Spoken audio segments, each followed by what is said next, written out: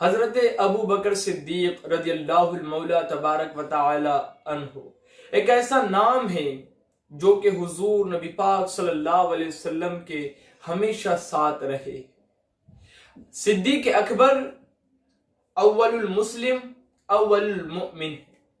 صدیق اکبر ایسے حضور علیہ السلام کے یار تھے کہ ہر جگہ حضور علیہ السلام کے ساتھ رہے۔ میرے پیارے آقا صلی اللہ علیہ وسلم کے پیارے دیوانوں، صدیق اکبر رضی اللہ مولا تبارک و تعالی عنہ جب جوانی کی دہلیز پر انہوں نے قدم رکھا تو انہوں نے دیکھا تجارت کی منڈی میں تو حضرت ابو بکر صدیق رضی اللہ تعالی عنہ کو سب سے پسند آیا زیادہ تجارت کے معاملے میں کپڑے کا کاروبار۔ ابو بکر صدیق رضی اللہ تعالی عنہ کے پہلے بہت سارے تاجر تھے، مکہ مکرمہ کا چھوٹا بڑا طبقہ، قبیلے کے لوگ اس کاروبار کے اندر جٹے ہوئے تھے، لیکن جب ابو بکر صدیق رضی اللہ تعالی عنہ نے کپڑے کی تجارت کی منڈی میں قدم رکھا، ابو بکر صدیق کی زبان صاف تھی، ان کی گفتگو اچھی تھی۔ ابو بکر صدیق رضی اللہ تعالی عنہ نے جب کاروبار شروع کیا تو کبھی جھوٹ نہیں بولا، کبھی دھوکہ نہیں دیا، کبھی غلط مال، اللہ اکبر، غلط مال کی صحیح تعریف کر کے اس کو نہیں بیچا، بلکہ جو حق ہوتا تھا وہی بولتے تھے، جو ریزنیبل بھاؤ ہوتا تھا اسی دام میں بیچتے تھے۔ ابو بکر صدیق رضی اللہ تعالی عنہ نے کم عمر کے اندر، کم وقت کے اندر ایک ایسا روب و دبدبہ جما لیا، ایک ایسے اللہ اکبر اپنے قدموں کو جما لیا تجارت کی منڈی کے اندر کہ کچھ ہی دنوں کے بعد بڑے بڑے تاجروں کے اندر، مکے کے بڑے بڑے تاجروں کے اندر ابو بکر صدیق رضی اللہ تعالی عنہ کا نام درج ہو گیا۔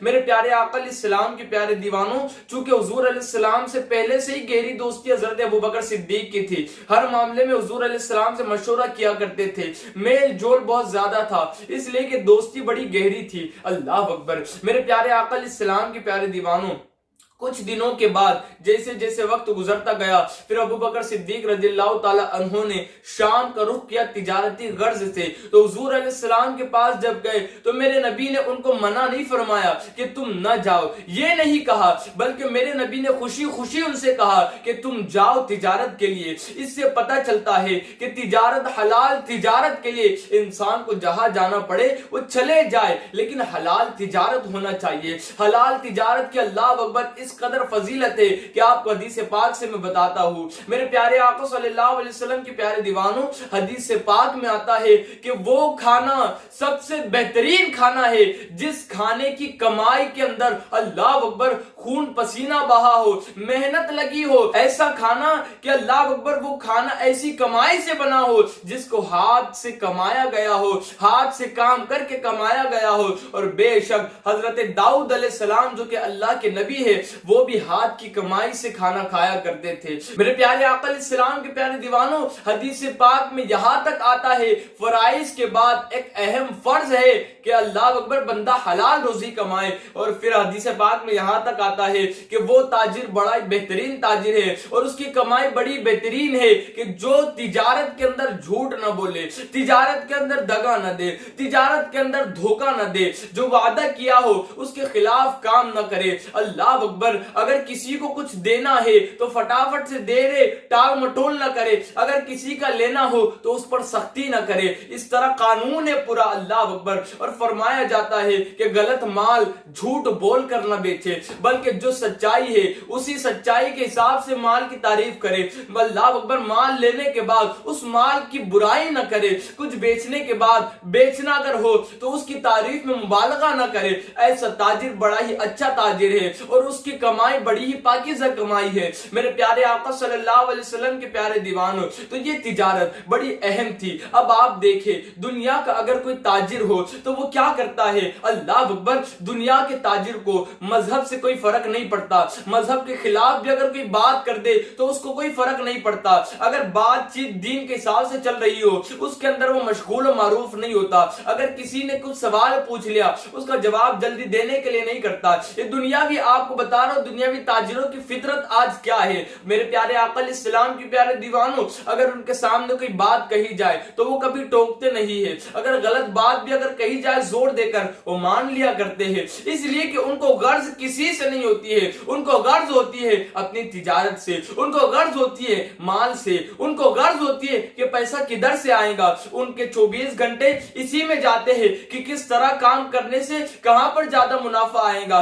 کس جگہ پر انویسٹ کرنے سے زیادہ منافع آئے گا، ان کی نظر ایک ہی طرف ہوتی ہے۔ لیکن صدیق تیری تجارت پر قربان جاؤ، تاجر ہو تو صدیق جیسا ہو۔ میرے پیارے آقا علیہ السلام کے پیارے دیوانوں، بڑے تاجروں کے اندر شمار ہوتا ہے ابو بکر صدیق رضی اللہ تعالی عنہ کا۔ کبھی جھوٹ نہیں بولتے، دغا نہیں دیتے، دھوکہ نہیں کرتے، وعدے کے برخلاف کام نہیں کرتے، ایسے تاجر صدیق اکبر۔ جب میرے نبی علیہ السلام نے صدیق اکبر رضی اللہ تعالی عنہ کو دعوت دی دین کی، اسلام قبول کر لیا، اور پہلے ہی دن بڑے بڑے نام والے اللہ اکبر اصحاب کو کلمہ پڑھا دیا، جس کے اندر عثمان غنی کا نام بھی شامل ہے، جس کے اندر اللہ اکبر عبد الرحمن بن عوف کا نام بھی شامل ہے، جس کے اندر ابو عبیدہ بن جراح کا نام بھی شامل ہے، جس کے اندر اللہ اکبر ابی وقاص رضی اللہ تعالیٰ عنہ کا نام بھی شامل ہے۔ بڑے بڑے اللہ اکبر اس وقت کے جو تاجر تھے، ان سب کے بیچ میں جا کر صدیق اکبر نے دین کی دعوت دی، اور اپنے تاجر دوستوں کو بھی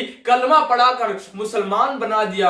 اللہ اکبر قرآن مجید میں آتا ہے، یا ایھا الذین آمنوا هل ادلکم علی تجارۃ تنجیکم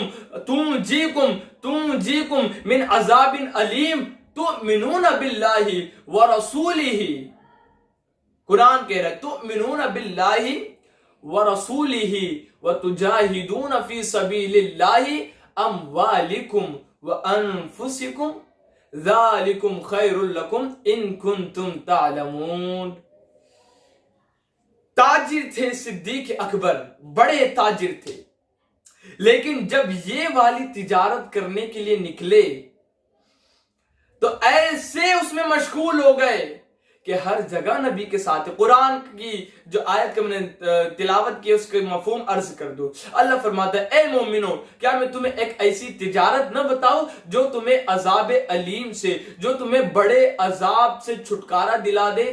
وہ تجارت ہے اللہ پر ایمان لانا، رسول کو اللہ اکبر رسول ماننا خدا کا، اور اپنا مال، اپنی جان اور اللہ کی راہ میں جہاد کرنا، اپنا مال اپنی جان حضور علیہ السلام پر اور دین رسول پر قربان کر دینا، بے شک یہی بہترین تجارت ہے۔ میرے پیارے آقا علیہ السلام کے پیارے دیوانوں، قرآن مجید کی ان آیات کو اگر صدیق میں تلاشے تو ہر اوصاف میں صدیق پہلے نمبر پر نظر آئیں گے۔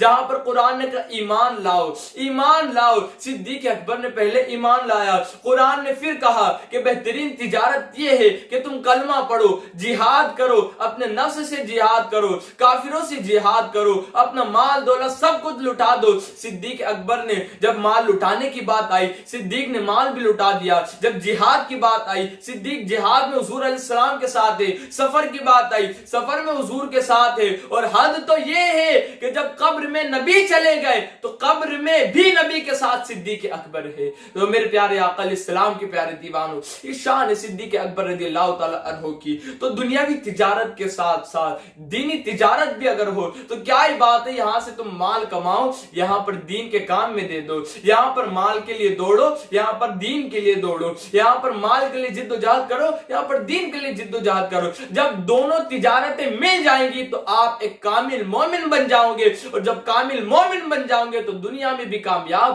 آخرت میں بھی کامیاب۔ اللہ اکبر۔ میرے پیارے آقا علیہ السلام کے پیارے دیوانوں، تو صدیق اکبر رضی اللہ تعالی عنہ ایک بہترین تاجر تھے۔